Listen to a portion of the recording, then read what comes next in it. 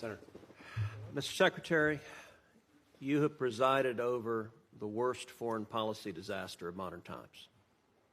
When Joe Biden became president, he inherited peace and prosperity in the world. We now have two simultaneous wars waging, the worst war in Europe since World War II and the worst war in the Middle East in 50 years.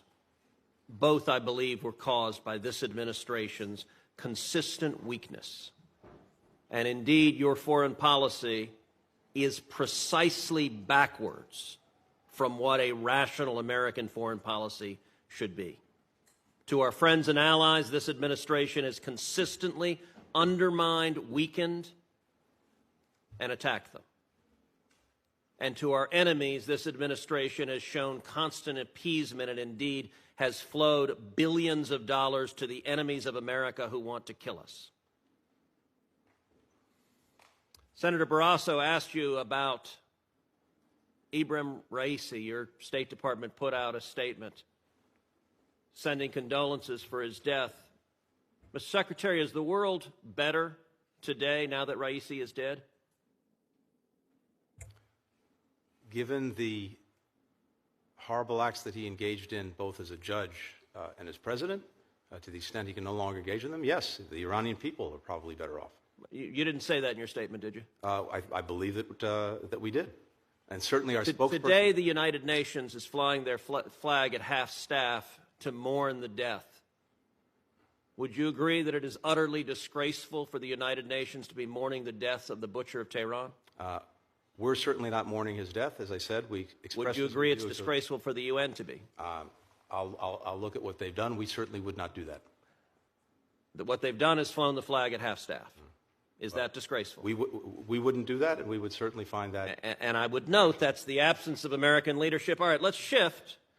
The Washington Post on May 11th wrote an article. I'm going to read the opening paragraph. The Biden administration, working urgently to stave off a full-scale Israeli invasion of Rafah, is offering Israel valuable assistance in an effort to persuade it to hold back, including sensitive intelligence to help the Israeli military pinpoint the location of Hamas leaders and find the group's hidden tunnels, according to 4 people familiar with the U.S. offers.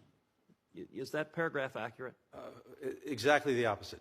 First of all, no one has done more to defend Israel than Joe Biden. Is that paragraph accurate? Let me finish, if I may, please.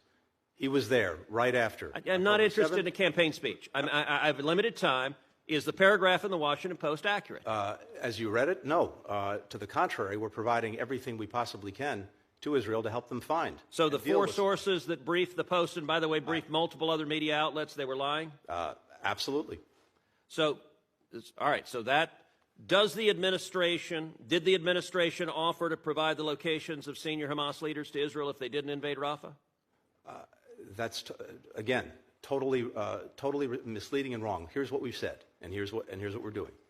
We have said that there is a better way to deal with the challenge that... I'm not interested in the speech. If you don't want to hear my answer... Did you offer the location of senior Hamas officials if they didn't invade Rafah? That's a yes or no. If we had the locations, of course we'd provide them, irrespective.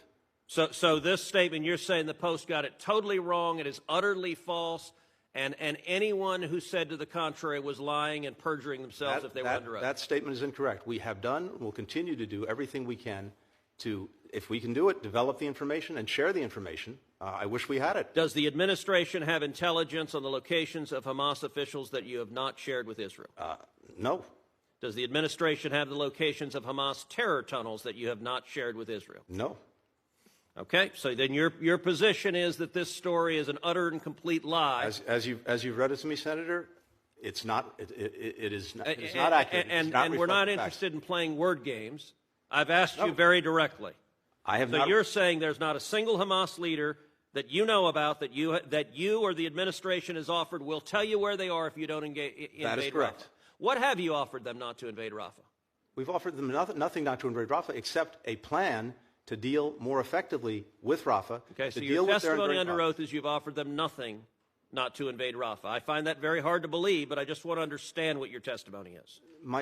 I'll be very clear. We have told them, we've been engaged in a long conversation with them about the most effective way to deal with the problem we agree must be dealt with. They That are is quite Hamas aware and you Rafah. disagree with their plan to kill the Hamas terrorists because That's you and the absolutely- president have vocally said it. And to be absolutely clear, wrong. your State Department on the morning of October 7th sent out a tweet telling Israel not to engage in military retaliation. I called you out at 3 in the morning and you deleted that tweet. The next day, you personally on October 8th sent a tweet saying you had spoken with the Turkish foreign minister and Israel should not retaliate. From the very beginning, the Biden administration has consistently at every stage told Israel, and by the way, when I called your tweet out, you deleted it again. At every stage, you have been telling Israel, do not kill the terrorists, and that has been from day one. Senator, I was in Israel 5 days after October 7th. I've been there 7 times since.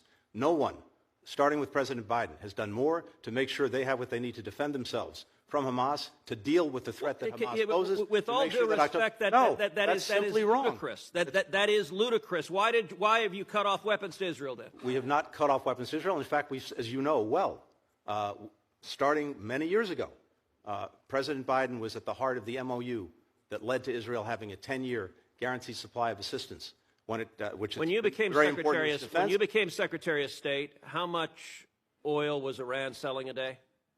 I'll have to come back to you on any numbers. I don't have the numbers. You don't know. It doesn't surprise me you don't know. It was about 300,000. How much oil is Iran selling today? We've applied sanctions against more How than much oil 200 is Iran entities that are selling engaged in petrochemicals. How much oil? You can tell me. I'm sure. Don't I'm sure you know. filibuster. I'm not filibustering. How Go ahead. much Please tell me. oil are they selling today? Do you tell know? me. You tell me. Apparently you don't know. So you don't know how much they were selling. It was 300,000. Today they're selling about 2 million barrels a day. Let me ask you. And given the sanctions, given the export controls, given the other controls we put on, the cost of doing that, the evasion that they have to engage in, which we're trying to cut off. They've made about $80 billion. Let me ask you another revenues question.